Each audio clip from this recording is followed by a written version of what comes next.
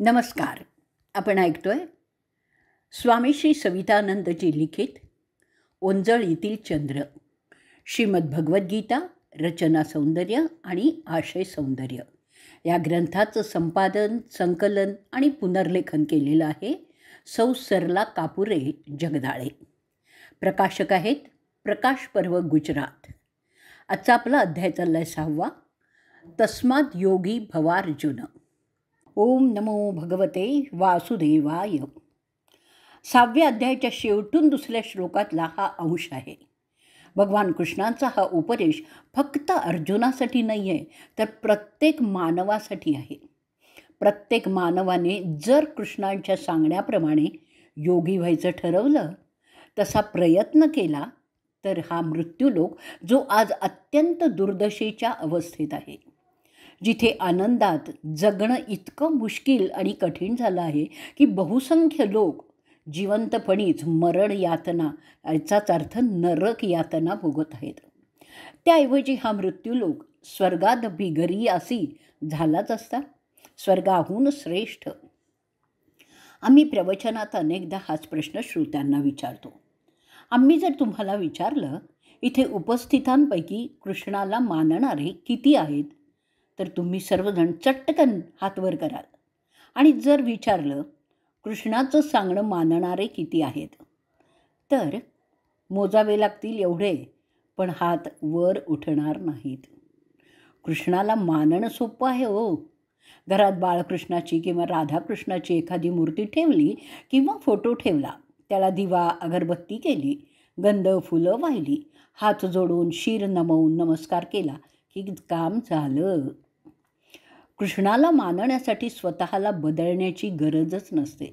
जसे आहात तसं राहून कृष्णाला मानाल. ते सोपं आहे, पण कृष्णाचं सांगणं मानायचं ठरवलं तर आली का पंचायत. कारण स्वतःत आमूलाग्र परिवर्तन केल्याखरीच कृष्णाचं सांगणं मानणं कठीण, असंभवच आहे. सर्व मानव जातीने वरचे फक्त हे 3 शब्द तस्माद योगी भवार्जुन मानले असते ना, तर आज अस्तित्वात असलेले सर्व अनाचार, दुराचार, भ्रष्टाचार, व्यभिचार, स्वार्थ, भोगातिरेक, हिंसा, हत्या, धर्माच्या नावाखाली, खरं तर युद्धाचं कारण धर्म नसतं. धर्माला नीट न समजल्यामुळे मनात जन्माला आलेला अधर्मच युद्धाला, हिंसेला कारणीभूत ठरतो. तर धर्माच्या नावाखाली आतंकवाद, दहशतवाद, हिंसा, युद्ध सारं काही थांबलं असतं. सत्ययुग आत्ताच पृथ्वीवर अवतरलं असतं. नुसती कल्पना तर करून बघा. ज्या योगाची म्हणजेच कर्मयोगाची चर्चा आपण 3ऱ्या, 4थ्या आणि 5व्या अध्यायात वाचलेली आहे, ऐकलेली आहे.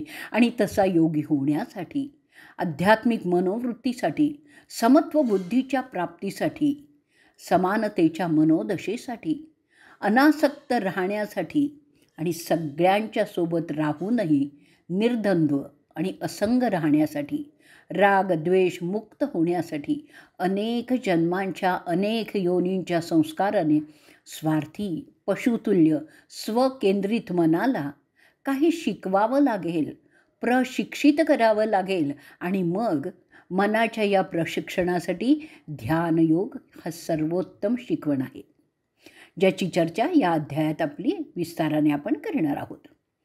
कृष्णाचं सांगणं मानणं ध्यानयोगाने आलेल्या परिवर्तनानेच शक्य आहे, सहज शक्य आहे. आज तुमच्या सुखाचं तथाकथित आनंदाचं साधन वस्तू, व्यक्ती आणि परिस्थिती आहे.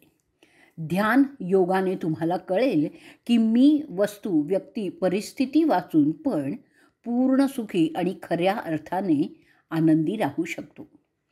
ते कळलं ना की वस्तूच्या, व्यक्तीच्या गुलामीच्या स्थितीतून सुटाल, परिस्थितीमुळे चालणाऱ्या संघर्षातून सुटाल.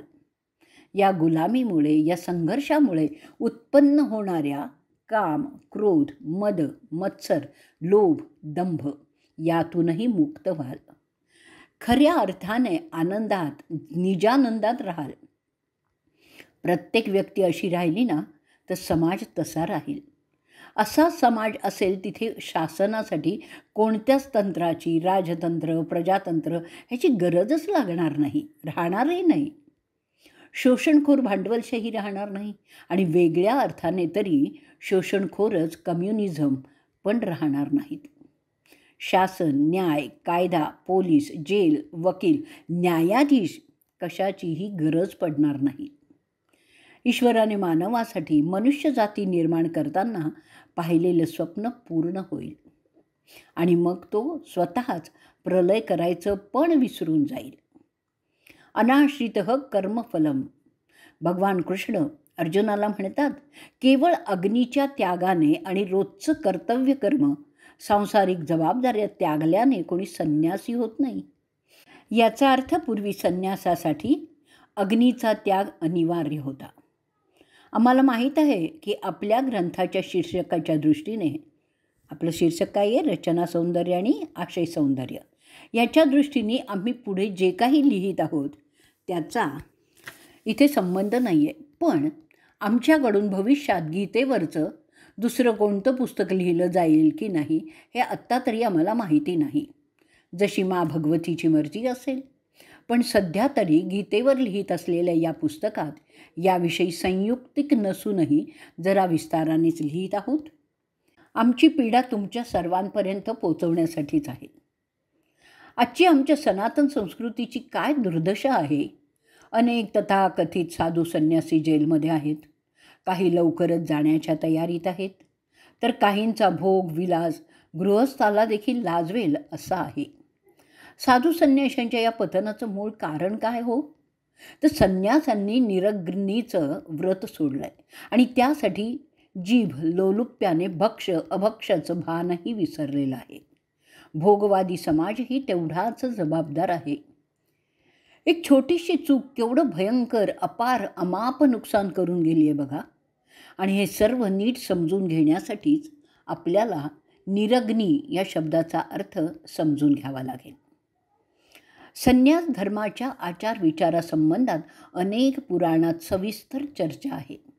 सर्वांच्या चर्चेचा एक महत्त्वाचा सूर आहे, तो म्हणजे सर्वच ग्रंथकारांचं जवळजवळ एक मत आहे. ते सूत्र असं आहे की दुपारी आकाशात धूर दिसायचा बंद झाला की मग संन्याशाने भिक्षेसाठी गावात प्रवेश करायचा.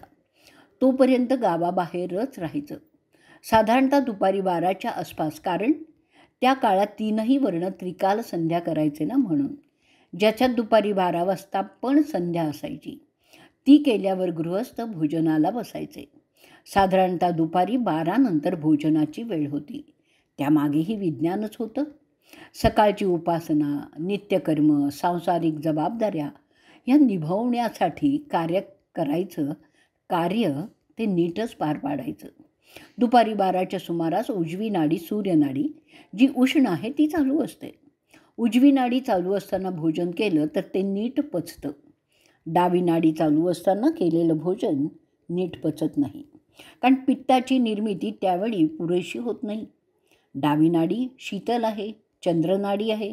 ती चालू असताना जप, ध्यान, उपासना करायची, कारण त्यावेळी मनात विविध विचारांचा आवेग कमी असतो आणि म्हणूनच जप, ध्यान, पूजा, पाठ यामध्ये मन लवकर शांत आणि एकाग्र होतं. आता तुमच्या दुपारच्या भोजनाची वेळ तुमचं घड्याळ ठरवतं. त्याचा आरोग्यावर परिणामही होत आहे. देवाला ताजा गरम नैवेद्य दाखवायचा, त्यामुळे स्वयंपाकही अशा बेतानेच व्हायचा की 12पर्यंत स्वयंपाक आटोपायचा. आज परिस्थितीवश ब्राह्ममुहूर्तावर जप ध्यान करण्याच्या ऐवजी स्वयंपाक होतो. पूर्वी तसं नव्हतं. म्हणून म्हटलेलं आहे, दुपारी आकाशात धूर दिसणं बंद झालं की भिक्षेला गावात यायचं. स्वयंपाक लाकडावर व्हायचा, त्यामुळे स्वाभाविकच आकाशात धूर दिसणारच. भिक्षेसाठी जायचं याचा अर्थ संन्याशाने स्वतः स्वयंपाक करायचा नाही. तयार भोजनापैकी 5 घरी भिक्षा घ्यायची आणि त्यावरच चरितार्थ चालवायचा. स्वयंपाकासाठी स्वतःसाठी अन्न रांधणं याला संन्यासात मनाई होती का? मनाई होती? संन्यास घेण्याचा उद्देश आता आत्मकल्याणार्थ जास्तीत जास्त उपासना, जप, तप आणि ध्यानच करायचं. स्वयंपाक लाकडावर व्हायचा, त्याचा धूर डोळ्यात जाणार, त्यामुळे डोळ्यातून जे पाणी पडणार, डोळ्यांची जी अवस्था होणार ती ध्यानासाठी हानिकारक ठरणार.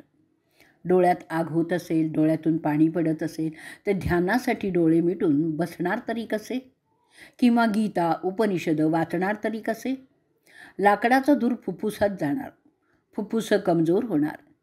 त्यावेळी प्राणायाम, पूरक, रेचक, कुंभक कसं करणार? स्वयंपाकासाठी पोट भरण्यासाठी जाणारा वेळ पूर्वी साधारणतः आयुष्याच्या उत्तरार्धात संन्यास घ्यायचे. बालपणी किंवा तरुणपणी क्वचित अपवाद पण नाही, तरुणपणी नाही. आणि स्वाभाविकच त्या वयात स्वयंपाक करणार कसा? आणखीन एक महत्त्वाचा मुद्दा, चातुर्मासाशिवाय म्हणजेच पावसाळ्याचे 4 महिने एके ठिकाणी एका गावी 3 दिवसापेक्षा अधिक राहणं पण वर्ज्य होतं. विचरण करीत राहणं हा नियमच होता, जेणेकरून कोणाशीही परिचय नाही, संग होणार नाही आणि संगामुळे उत्पन्न होणारा काम, क्रोध, राग, द्वेष हे पण उत्पन्न होणार नाहीत. चातुर्मासात एकतर पूर्वी खूप जंगलं होती, नदी नाल्यांना भरपूर पाणी असायचं. पावसाळ्यात नदीला पूर, पाऊसही चांगलाच पडायचा. नदीवर पूल त्या काळात नव्हते. विचरण पायीच करायचं हे पावसाळ्यात शक्य नसायचं ना, म्हणून पावसाळ्याच्या काळात एके ठिकाणी मुक्काम करायचा. गावातले लोक त्या संन्याशाजवळ जायचे, त्याला प्रार्थना करायचे, पावसाळ्याच्या या 4 महिन्यात आमच्याच गावात राहा, सत्संग करा, आम्हाला धर्माचं ज्ञान द्या, वेद, उपनिषद, रामायण, महाभारत वगैरे सांगा. विधीपूर्वक, विनयपूर्वक पूजा करून गावाबाहेर एखाद्या मंदिरात त्यांची व्यवस्था करायचे. त्यासाठी आषाढ पौर्णिमेला व्यास पौर्णिमा मानली गेली. व्यासपीठावर बसून ज्ञान देणारा तो व्यास. आज विचित्र परिस्थिती झाली आहे. जैन साधूंशिवाय कुठेही व्यास पौर्णिमा राहिलेली नाही आहे, काही अपवाद सोडले तर. उलट तिचं स्थान गुरुपौर्णिमेने घेतलं आहे. पूर्वी गुरुपौर्णिमा साजरी होत नव्हती, व्यासपौर्णिमा सत्संग, अध्यात्म उपदेशासाठी. या सगळ्या पार्श्वभूमीवर संन्याशाला हाताने स्वयंपाक करणं शक्यच नव्हतं आणि म्हणूनच अग्नीचा त्याग निरग्नी. मग चुकतं कुठे? पूर्वी गृहस्थ पण आचार विचारांची, धर्माची मर्यादा पाळायचे. भोजन सात्विक असायचं. संन्याशाला सात्विक भोजनच हवं. बहुधा गृहस्थ तसंच भोजन करायचा. रामायण महाभारतकालीन परिस्थिती सोडा, इतिहासाकडे जरा दृष्टिक्षेप टाका. मोगल बादशहा अकबराच्या काळात इराणहून भारतात यात्रेला आलेल्या 2 यात्रेकरूंनी त्यांच्या प्रवास वर्णनात लिहून ठेवलेलं आहे की चांडाळ जातीशिवाय दुसरी कोणतीही ज्ञाती, अगदी क्षुद्र वर्णातील लोक पण मांसाहार करत नव्हते, अभक्ष करत नव्हते. मग इथे चांडाळ जात म्हणजे मेलेल्या ढोरांचं चामडं जे काढणारे असतात ना, त्यांना चांडाळ जात म्हटलेली आहे. असो, परंतु कालाय तस्मै नमः. परिस्थिती केव्हा आणि कधी कशी बदलायला सुरुवात झाली ते काही माहीत नाही. हा तर खरं अभ्यासाचाच विषय आहे. अहिंसा परमो धर्मः म्हणणाऱ्या जैन लोकांपैकी अल्प लोकात का होईना मांसाहार सुरू झाला. ब्राह्मण पण मांसाहार करायला लागले. मग बहुजन समाजाची तर काय गोष्टच वेगळी. स्वाभाविकच संन्याशांपुढे मोठा दुर्धर प्रश्न उभा राहिला. आता भिक्षेसाठी कोणत्या दारात उभं राहायचं? कुठे सात्विक भोजन मिळणार? भले सर्वजण मांसाहार करीत नसतीलही, पण कांदा, लसूण वगैरे तामसी पदार्थ तर रोजच्या भोजनात स्थान ग्रहण करून बसलेलेच आहेत. आज कोणाच्याही घरात कांदा लसूणशिवाय भोजन होतच नाही. प्रवासात आम्ही कोणाकडे थांबलो तर त्या यजमान गृहस्थाच्या पत्नीचा पहिला प्रश्न असतो, स्वामीजी तुम्ही कांदा लसूण खाता का? घ्या, काय उत्तर द्यायचो यावर आम्ही. आणि स्वाभाविकच सात्विक भोजनासाठी संन्याशांनी पळवाट शोधून काढली. स्वयंपाक. पूर्वी अग्नीचा त्याग केला होता, आता स्वीकारला. पण झालं उलटंच. बकरी काढायला घरात उंट घुसला. आता पूर्वी भिक्षेत जे मिळेल ते मुकाट्याने खायचं. आम्ही आता आमचीच एक गंमत तुम्हाला सांगतो. जिथे सध्या आमचा आश्रम आहे त्या गावात म्हणजे तरसाडा. आम्ही 1988 ते 1992मध्ये 2दा चातुर्मास केलेले आहेत. गाव आर्थिकरित्या किंवा आर्थिकदृष्ट्या अतिशय संपन्न लोकांचं असल्यामुळे एकाच घरी पुरेशी भिक्षा मिळायची. त्यामुळे सहसा 5 घरी भिक्षा मागावी लागत नसायची. लोकांचा पण तसाच आग्रह पण असायचा. कोणत्या दिवशी कोणत्या गृहस्थाच्या दाराशी उभं राहून भिक्षापात्र पुढे करणार हे आम्हाला आणि गृहस्थांना पण माहिती नसायचं. कारण नव्हतं. रोज वेगळ्या घरी अगदी अचानक कोणाच्या तरी दारात उभं राहायचं. त्यामुळे गंमत अशी झाली की सतत 4 महिने आम्ही वरण भात, कढी, पोळी आणि भेंडीची भाजीच खाल्ली. दुसऱ्या दिवशी पुन्हा त्या घरी नाही. तिथे वेगळी भाजी असेल, काल भेंडी केली होती म्हणून. पण आम्ही दुसरीकडे नेमके गेलो आणि गंमत अशी की नेमकी तिथेही भेंडीचीच भाजी. 4 महिने सतत हाताने स्वयंपाक करण्याच्या स्थितीत काय होईल? आम्ही सतत 4 महिने भेंडी केली असती, आणली असती. हेच घडतं हाताने स्वयंपाक करण्यामुळे. आवड-निवड आली. हे हवं, ते नको, आज हे, उद्या ते. यासाठी त्या वस्तू आणि त्या वस्तूंसाठी पैशाची आवश्यकता पडायला लागली. पूर्वी समाज भिक्षा द्यायचा, व्यासपूजेच्या निमित्ताने वस्त्र द्यायचा, म्हणून अग्नीप्रमाणे पैशाचाही त्यागच व्हायचा. सुरुवात भोजनापासून झाली. पैशाची आवश्यकता पडायला लागली. जिभेवरचा संयम सुटला. वेगवेगळे पदार्थ, त्यासाठी अधिक पैसा, स्वयंपाक करून खाण्यासाठी एके ठिकाणी राहणं भागही पडलं. विचरण थांबलं. परिचय वाढला. संग वाढला. संन्यासाने गीतेत अनेक ठिकाणी ज्याचा उल्लेख केलेला आहे त्या रागद्वेषाचा त्याग बाजूलाच राहिला. रागद्वेष वाढला. आपला परका सुरू झालं. संपर्क वाढला. स्वयंपाकासाठी आवश्यक छोट्या खोलीची जागा आता 5 स्टार हॉटेलला पण लाजवेल अशा भव्य शाही महलाने घेतली आहे. पायी विचरण तर दूरच, आश्रमाच्या दाराशी 25-50 लाखाच्या अशा किमतीच्या गाड्याही उभ्या राहायला लागल्या. गृहस्थापेक्षाही अधिक भोगविलास संन्याशांचे चालू आहेत.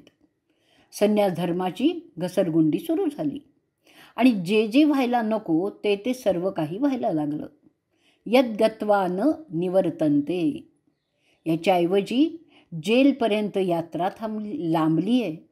तिथून पण स्वेच्छेने बाहेर पडता येतच नाही. त्या अर्थाने ते पण यद्गत्वा न निवर्तन्ते. नुकसान कोणाचं झालं? 100-125 वर्षापूर्वी हरिद्वार, ऋषिकेशला संध्याकाळनंतर गृहस्थांना राहण्याची परवानगी नव्हती. तीर्थयात्रा, श्राद्ध क्रियेसाठी आलेले गृहस्थ हरिद्वारपासून 8 किलोमीटर दूर गावात राहायचे. दिवसा हरिद्वारला जाऊन संध्याकाळच्या आत परत जायचं. तिथे फक्त संन्याशांनीच राहायचं. वेद, उपनिषदं, गीता यांचं अध्ययन, अध्यापन व्हायचं. आज काय परिस्थिती आहे ऋषिकेश आणि हरिद्वारची? याला कोण जबाबदार आहे? आपण सर्वच ना. एक सूत्र हातातून सुटलं बघा. निरग्नी म्हणजे स्वयंपाकासाठी अग्नी स्वीकारला तो गांजा, चिलीम याच्यासाठी कामास आला. सध्या आमच्या साधू संन्याशांपैकी 80% साधू संन्यासी विडी आणि सिगरेटचं व्यसनाधीन आहेत. जैन साधू कोणी बिडी सिगरेट प्यायची हिंमत करत नाही. कोणी चुकून दुस्साहस केलं तर जैन श्रावकच त्या मुनींचे कपडे उतरवून घेतील. एवढा अधिकार अजून त्यांच्याजवळ आहे. याउलट आपली परिस्थिती.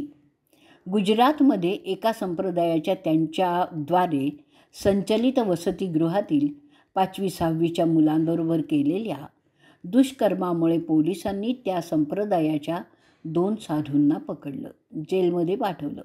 स्वाभाविकच त्यांचे कपडे उतरवले गेले. दुसरे कपडे दिले. त्या संप्रदायाच्या इतर साधूंनी, आचार्यांनी यावर आरडाओरड केली. तुम्ही कोण त्यांचे कपडे उतरवणारे? त्यांचे गुरु होते, आमचे आचार्य होते, आमची कमिटी होती. काय म्हणावं या परिस्थितीला? विनाशकाले विपरीत बुद्धी. भगवान कृष्ण गीतेत म्हणतात, ज्ञानाग्नी दग्ध कर्माणी, म्हणजे ज्ञानरूपी अग्नी सर्व कर्म दग्ध करतो. पण इथे तर स्वयंपाकाच्या अग्नीने संन्यास धर्मच दग्ध केलेला आहे. चिंताजनक परिस्थिती आहे. श्लोकातला दुसरा शब्द आहे अक्रिय. गृहस्थाश्रमाच्या जबाबदाऱ्या पार पाडण्यासाठी कोणतं ना कोणतं उपार्जन कर्म आणि इतर कर्म करावीच लागतात. भिक्षारथतेमुळे या सर्व क्रियांची कर्मांची गरज उरलेलीच नाही आहे. या क्रियेचा त्याग झाला, पण तेवढ्याने तो संन्यासी झाला का हो? गौतम बुद्ध म्हणतात, शरीरद्वारा प्रत्यक्ष घडणारं कार्यच कर्म नव्हे तर.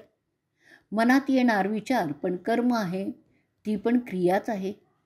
या क्रिया कशा टाळता आल्या असत्या? प्रत्येक क्रियेची, प्रत्येक कर्माची जननी आहे इच्छा.